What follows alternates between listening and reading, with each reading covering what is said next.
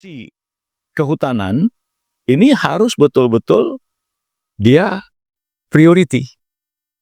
Ya, harus priority. Kalau kita menganggap atau kalau kita ingin menjadikan posisi pemilik hutan terluas di dunia, especially-nya adalah rainforest.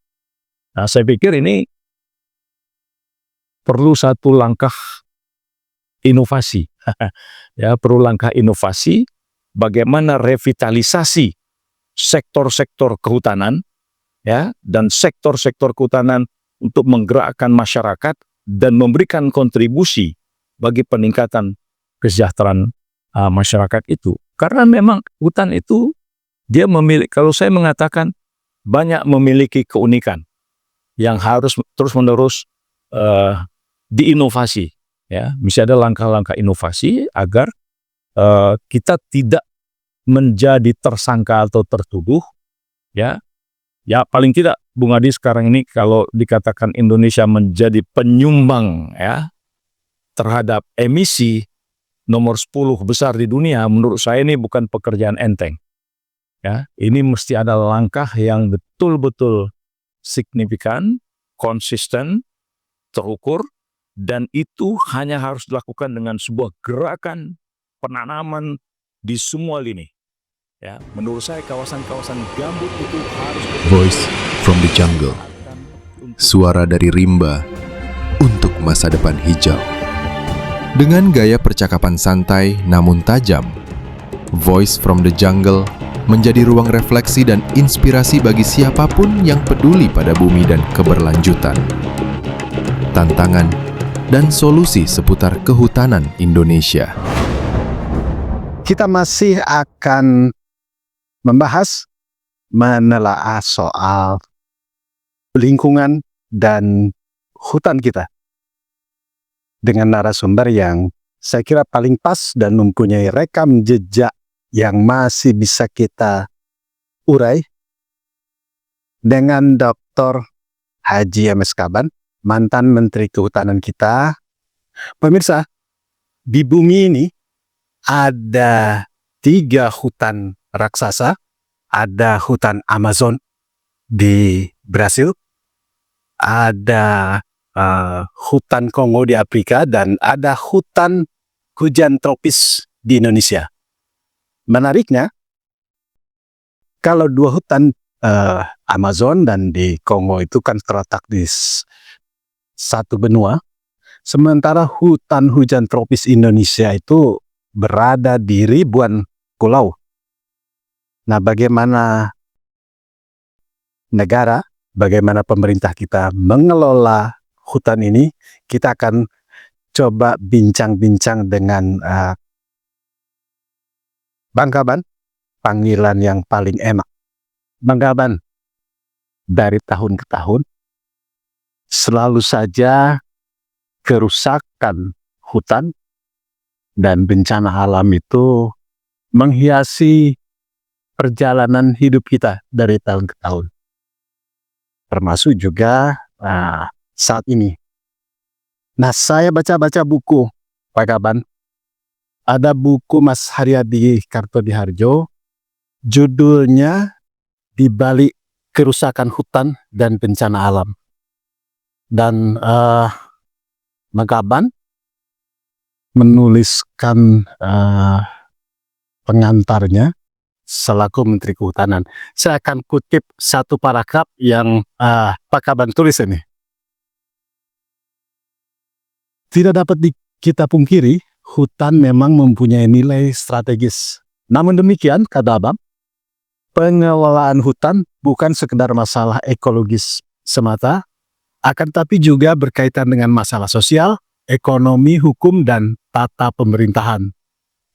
Semuanya saling terkait secara dinamis, oleh karena itu, membangun dan melestarikan hutan tidak dapat dilakukan hanya melalui satu sudut pandang dan hanya oleh satu pihak saja. Akan tapi keterlibatan berbagai pihak menjadi keniscayaan.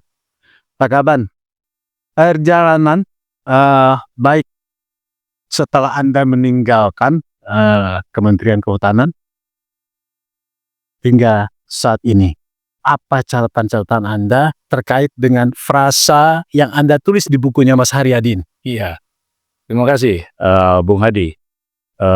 Pada seluruh para pemirsa yang mengikuti acara ini, jadi kita harus sangat memahami posisi hutan tropis yang dimiliki oleh Indonesia yang tersebar di hampir 17.000 pulau. Dia merupakan satu kesatuan ekosistem yang sebenarnya sangat unik. Paling tidak kita satu negara memiliki 3 waktu. Waktu Indonesia Timur, waktu Indonesia Tengah, dan Indonesia Barat. Dan kemudian musim, ya, Timur dan Barat yang kadang-kadang berbeda. Tapi dia merupakan satu kesatuan sistem yang sangat unik. Nah, kemudian kita harus betul-betul menanamkan kesadaran, ya. Jadi seharusnya menanamkan kesadaran ini kepada seluruh komponen bangsa bahwa kawasan hutan Indonesia ini itulah merupakan kekayaan, ya. Kalau hutan itu harus kekayaannya itu harus dilihat di luar dan di dalam, ya, di atas dan di bawah, di luar dan di dalam, Di atas dan di bawahnya. Nah, kenapa? Karena dia memiliki kekayaan yang sifatnya timber, ya, timber yang beraneka ragam, dan itu mempunyai nilai-nilai ekonomi yang sangat luar biasa, dan non-timber. Nah, non-timber ini juga kalau dilihat dari aspek keanekaragaman, ya, itu luar biasa. Ya, jadi produk-produk non-timber ini termasuk di dalamnya, kalau saya mengatakan, semua kekayaan-kekayaan yang sifatnya mineral, ya, itu juga ada dalam kawasan hutan.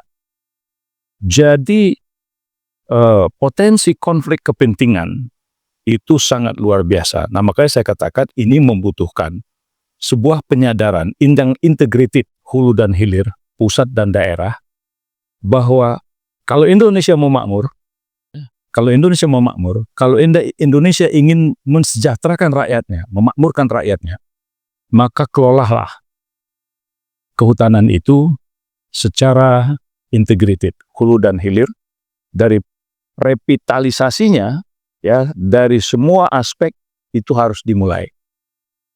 Karena memang sebagaimana yang saya katakan dari awal, dia tidak bisa dilihat hanya dari satu sudut pandang. Karena dia ya boleh dikatakan kekayaan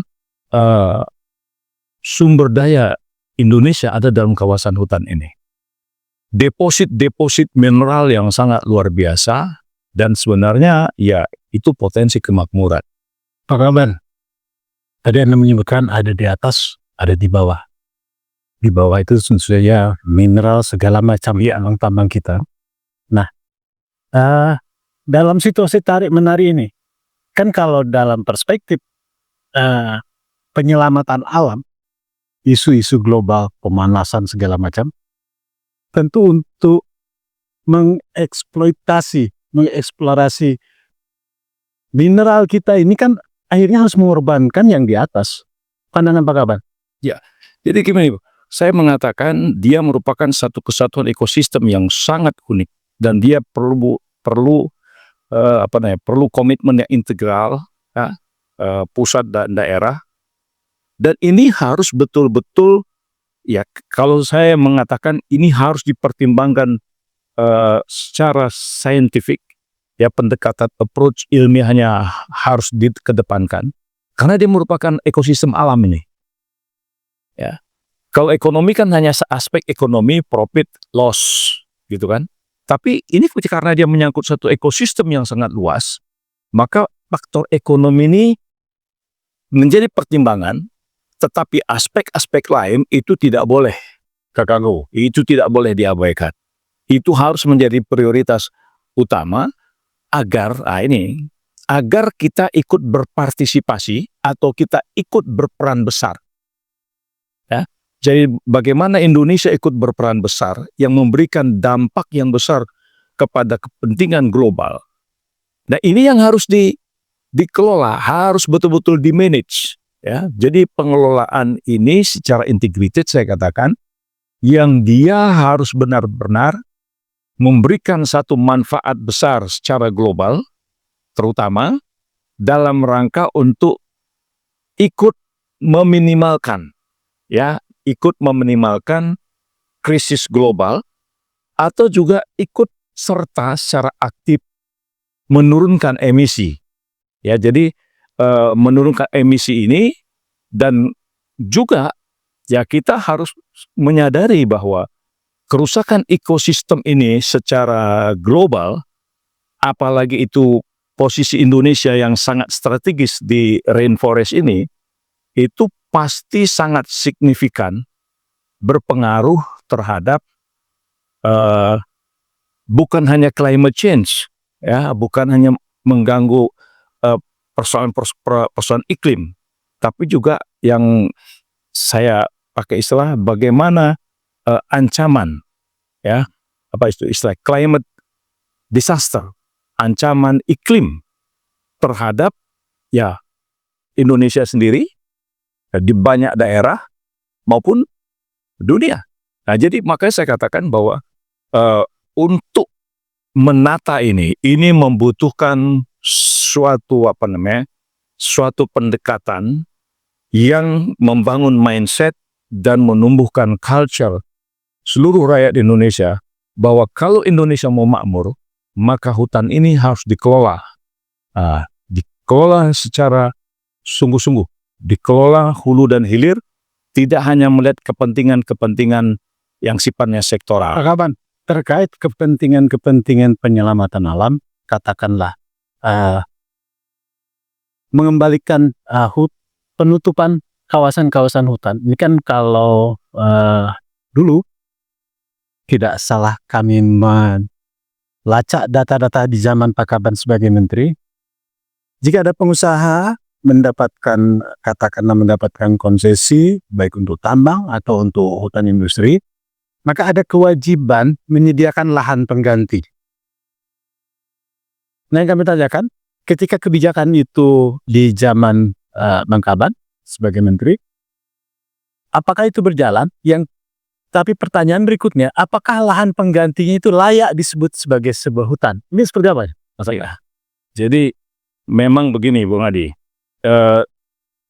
kita tidak bisa memungkiri ya hal-hal yang sifatnya kasus yang terjadi ya sesuai dengan perkembangan tekanan-tekanan terhadap kawasan hutan dan tekanan-tekanan terhadap perkembangan kehidupan kita bernegara dan berbangsa. Yang paling menjadi sorotan adanya seringkali penataan kawasan yang sudah disepakati oleh satu pemerintahan dan itu sudah mengikuti amanat undang-undang, tapi kemudian begitu pergantian pemerintahan dia tidak berkelanjutan. Nah, padahal dia berlanjut ini apakah berubah kebijakan? Berubah kebijakan, ya, berubah kebijakan sehingga ya ini dianggap inkonsisten. Kalau dia dianggap konsisten, berarti faktor ketidakpastian itu terjadi. Maka orang semua akan berspekulasi main di situ dengan segala macam cara. Yang penting tarik-menarik kepentingan, tarik-menarik antar kekuasaan dan kelompok-kelompok itu akan terus terjadi. Nah, ini yang saya katakan perlu ada semacam membangun komitmen bersama bahwa ketika kita berbicara tentang kawasan ekosistem hutan, ini adalah titipan untuk generasi yang akan datang. Ya, titipan untuk generasi yang datang. Nah, oleh karena itu semuanya mesti ada ya sebenarnya kalau kehutanan itu sebenarnya itu sudah para ahli-ahli itu sudah membuat pikiran-pikiran yang tajam, tetapi itu tadi kebijakan yang tidak saling mendukung. Nah, sehingga akhirnya kehutanan menjadi sektor yang memberikan kontribusi yang tidak signifikan terhadap penerimaan negara, gitu. Dan kemudian juga boleh dikatakan ya, lapangan-lapangan pekerjaannya dan kontribusinya terhadap kehidupan sosial malah menjadi sumber konflik sosial. Nah, dengan berbagai macam faktor-faktor gitu. Nah, jadi saya ingin mengatakan bahwa kalau kita ingin menyelamatkan kawasan hutan kita, memang harus dibatasi. Yang namanya taman nasional absolutely tidak boleh diganggu. Sama sekali tidak boleh diganggu. Tidak boleh diganggu. Ya, taman nasional ini tidak boleh diganggu. Tetapi bagaimana taman nasional ini dia mampu memberikan kontribusi terhadap peningkatan masyarakat. Masyarakat di sekitarnya atau masyarakat pemerintah daerahnya.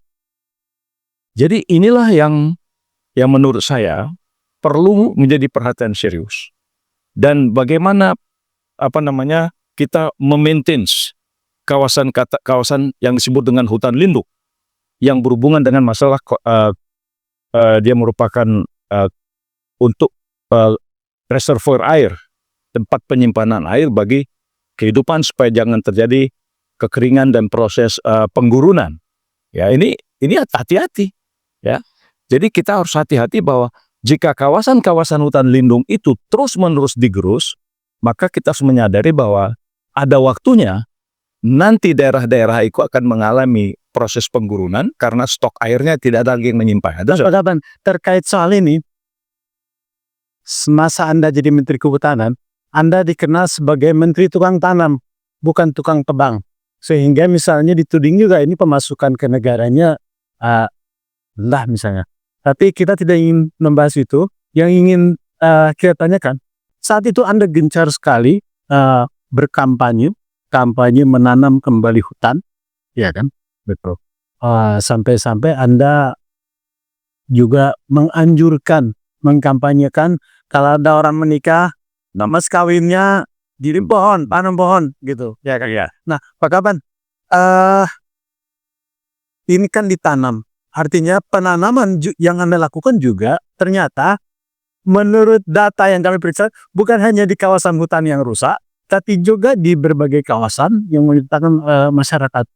Menurut Anda bisa menilai sendiri nggak? Sukses nggak nanam waktu itu? Jadi begini Bung Ade, bahwa semua gerakan penanaman ya sebenarnya ya semua gerakan penanaman yang dilakukan apakah di kawasan hutan produksi yang dimiliki oleh para pemegang konsesi, itu sebenarnya ada beberapa perusahaan-perusahaan pemegang konsesi yang mereka telah melakukan gerakan penanaman di dalam konsesinya.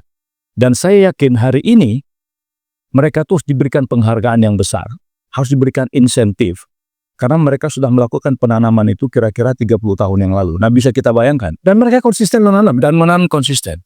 Itu puluhan ribu hektar. Tapi tidak berikan contoh. Nah, tapi sayang tidak diekspos, tidak ada penghargaan dari negara terhadap hal-hal seperti ini. Nah, begitu juga gerakan-gerakan penanaman yang dilakukan dalam kawasan-kawasan. Yang penting adalah gerakan penanaman di seluruh kawasan. Apakah itu kawasan milik masyarakat ataukah itu kawasan hutan?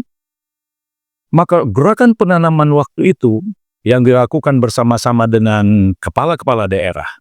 Yang jelas pertama saya merasa bersyukur ya, karena itu tidak pernah jadi pikiran, tidak pernah menjadi target. Tetapi faktanya adalah ketika gerakan-gerakan penanaman itu dikumandangkan dan itu disorot oleh internasional, pertama waktu itu Minister of Forestry bersama Ibu Ani Yudhoyono itu mendapat penghargaan dari United Nations Environment Program. Aksi penanaman itu ya.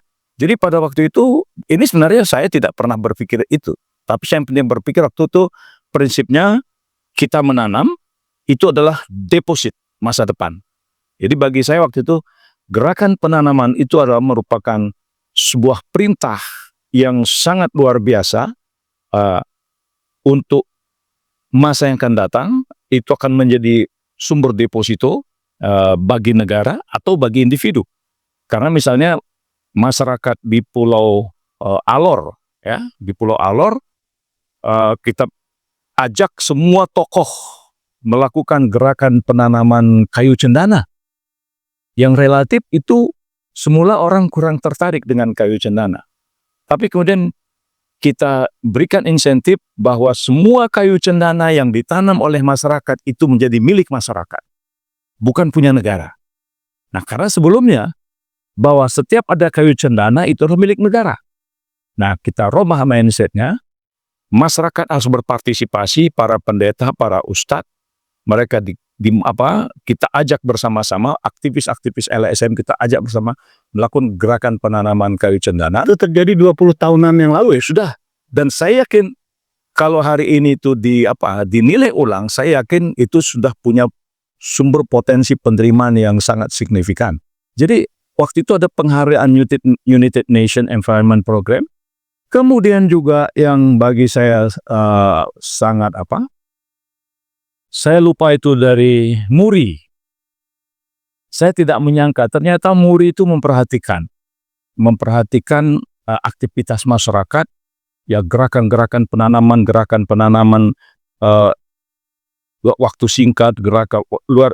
Saya pikir waktu itu ada sekitar 4 atau 3 penghargaan MURI. Rekor. Ya, rekor.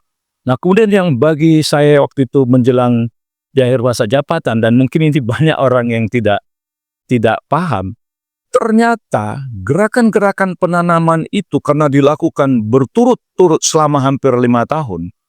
Nah, menjelang di akhir masa jabatan, Duta Besar Amerika mengadakan acara di Kementerian Kehutanan, dan di sini saya merasa bahwa seharusnya Indonesia harus gencar dan jangan pernah putus melakukan itu, karena itu sangat bermanfaat untuk perbaikan katakanlah lingkungan ekosistem hutan kita, ya. Tetapi juga secara ekonomi. Nah, apa yang menarik bagi saya waktu itu yang saya merasa surprise, syukur, alhamdulillah gitu. Karena waktu itu saya tidak pernah menduga bahwa ternyata Duta Besar Amerika waktu itu ikut memberikan perhatian dan mengatakan ini adalah hari yang sangat berbahagia bagi saya, karena dengan gerakan-gerakan penanaman yang dilakukan waktu itu ada debt swap.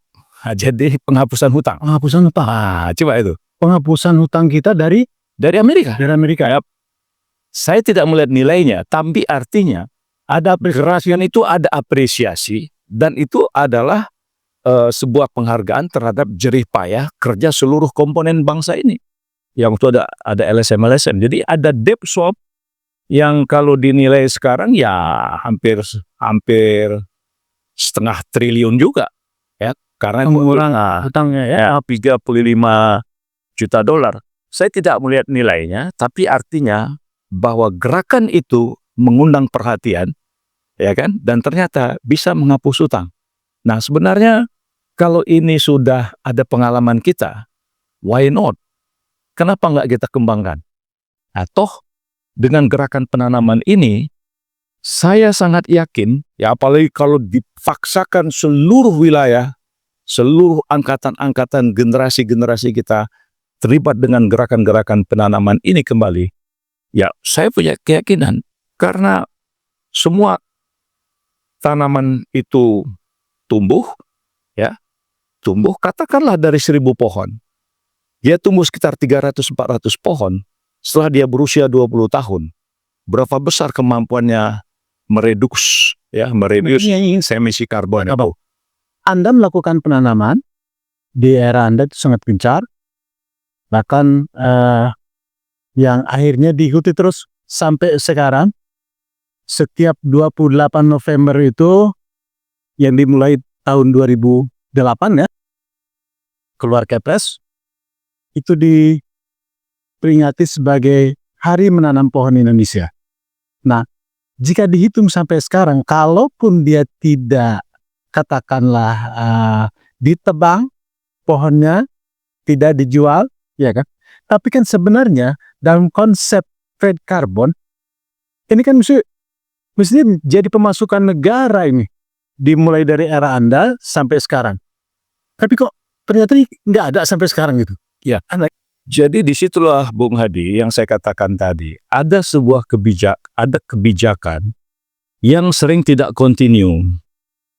Tidak dilanjutkan, dan malah cenderung kadang-kadang itu seperti dianggap masa lalu. Padahal kalau berbicara tentang hutan, apa yang kita lakukan hari ini itu akan bisa kita lihat 5, 6, 10, 20 tahun yang akan datang. Jadi kesuksesan gerakan penanaman itu ya tidak bisa dilihat dalam tempo 5 tahun, tapi dia bisa dirasakan setelah 10 tahun atau 20 tahun jika dilakukan continuous. Seperti saya katakan tadi, ada beberapa pemegang konsesi yang menurut saya mereka harus diberikan apresiasi dan harus diumumkan kepada dunia bahwa ada ya pemegang konsesi yang mereka melakukan gerakan penanaman yang sifatnya sustain, dan hari ini ya saya sangat yakin itu sudah punya nilai ekonomi yang sangat luar biasa. Nah, harusnya pemegang konsesi yang model begini harus mendapatkan insentif. Nah, sehingga bergairah, dan kemudian masyarakat yang ikut melakukan gerakan-gerakan penanaman misalnya dalam kawasan-kawasan hutan, apakah itu milik negara, apakah itu milik perusahaan, mereka harusnya juga dibagi. Nah, jadi untuk menafsirkan sebesar-besar kemakmuran rakyat, inilah yang selama ini kurang menjadi perhatian. Nah, jadi produk-produk non-timber, Bung Hadi, itu sangat luar biasa. Ya, sangat luar biasa untuk kawasan-kawasan hutan-hutan Indonesia. Apakah yang namanya taman nasional itu ya hanya disebut sebagai taman nasional, tapi bagaimana dia betul-betul mempunyai daya panggil dan kemudian bagaimana dia bisa berkontribusi terhadap daerah, apakah kabupaten, pemerintah kabupaten, apakah pemerintah provinsi. Karena semakin dia terpelihara, maka ya saya tetap mengatakan dia mampu menjaga keseimbangan ekosistem dan mampu ikut serta menurunkan ya emisi karbon. Nah, perdagangannya itu, jadi kebijakan perdagangan inilah yang harusnya perlu dikembangkan. Nah, jadi ini salah satu, ya ini menurut saya salah satu agenda. Ya, salah satu agenda, pajak karbonnya sudah ada, ya kan? Pajak karbonnya sudah ada, tapi transaksi perdagangan karbonnya jadi belum signifikan. Sebagai contoh, Bung Ade, berapa banyak kawasan hutan gambut kita yang sudah dilindungi, ya kan? Mungkin jutaan hektar. Nah, sekarang pertanyaannya, ketika kawasan-kawasan gambut itu ya sudah diprotek, ya kan? Pertanyaannya, apa manfaatnya kepada daerah? Apa manfaatnya, kontribusinya untuk menurunkan emisi? Nah, bagaimana pengaturan itu? Atau bagaimana mengundang komitmen-komitmen internasional yang dari dulu mereka begitu gencar, teman-teman LSM begitu luar biasa mengumandang sehingga ada kawasan hutan gambut yang dilindungi, tapi hari ini kontribusinya untuk kesejahteraan dan kemakmuran masyarakat di sekitarnya itu menurut saya jangan disia-siakan gitu. Menurut Anda, ini tadi Anda menyebut pengaturan. Kalau sudah cerita pengaturan itu kan berarti cerita regulasi, cerita undang-undang. Ya, menurut Anda dari sisi mana yang undang-undang yang harus muncul agar manfaat hutan kita juga menjadi pemasukan yang besar untuk negara tanpa harus merusak hutan? Ya, jadi sebenarnya ini sekarang ini memang kalau saya melihat bahwa ketika berbicara hutan itu banyak para ahli yang harus dilibatkan, ya kan? Banyak para ahli yang dilibatkan. Di situ ada value, di situ ada price, di situ ada quantity, maka harus ada revenue, ya kan? Nah, bagaimana formula ini untuk dirumuskan? Ini perlu banyak yang terlibat agar konflik-konflik yang sifatnya personal atau kelompok itu bisa diminimalkan. Ya, ini bisa diminimalkan. Jadi saya melihat bahwa untuk melakukan regulasi itu, nah ini posisi kehutanan ini harus betul-betul dia priority. Ya, harus priority kalau kita menganggap atau kalau kita ingin menjadikan posisi pemilik hutan terluas di dunia, especially-nya adalah rainforest.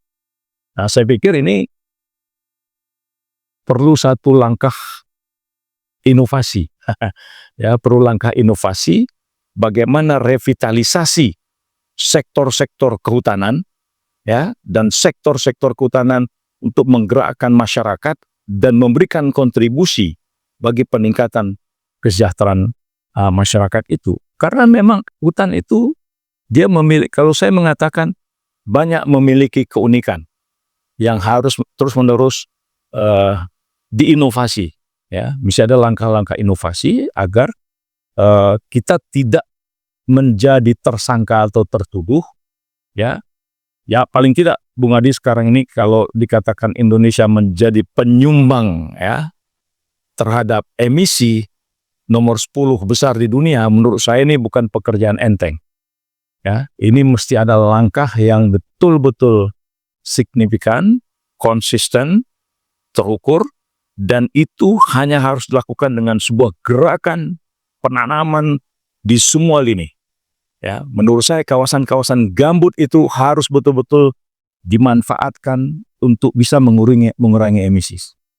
Yang terakhir Pak Kaban, sebagai politisi, sebagai orang partai Anda, Ya, apakah ini juga akan menjadi bagian penting target-target perjuangan politik partai Anda? oh iya, kan gini, kalau saya sebagai orang partai juga dulu pernah ikut terlibat dalam membuat kebijakan-kebijakan.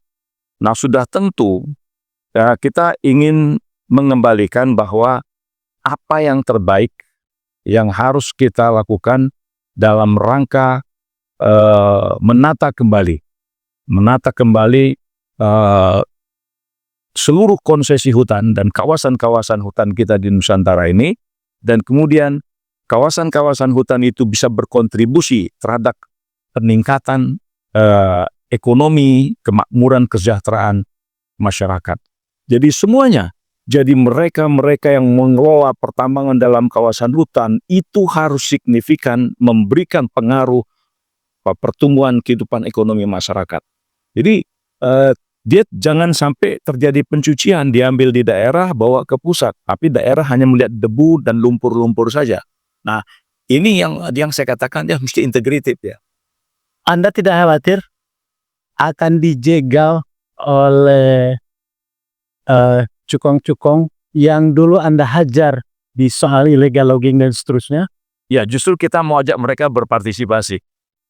Karena sudah menebang hutan ya. Ya, jadi mereka harus kita ajak ikut berpartisipasi karena bisnis mereka akan lebih tumbuh, akan lebih dihargai. Kenapa? Katakanlah kepada mereka-mereka yang melakukan industri sektor kehutanan. Nah, itu kan harus ada satu standar bahwasanya memang betul ini adalah hasil tanaman, ya kan?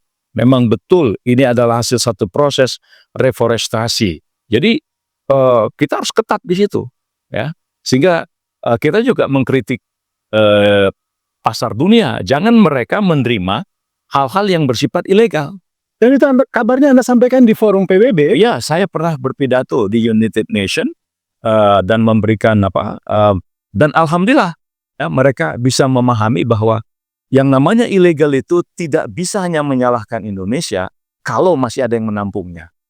Baik Pak Kaban, selamat berjuang kembali. Mudah-mudahan.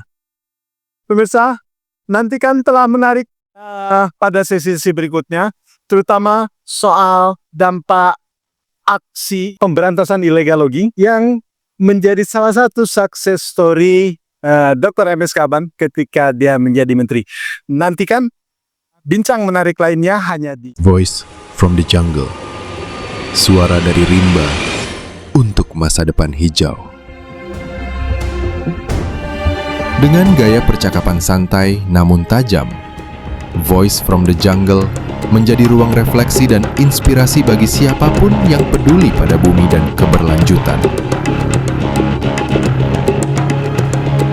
Tantangan dan solusi seputar kehutanan Indonesia.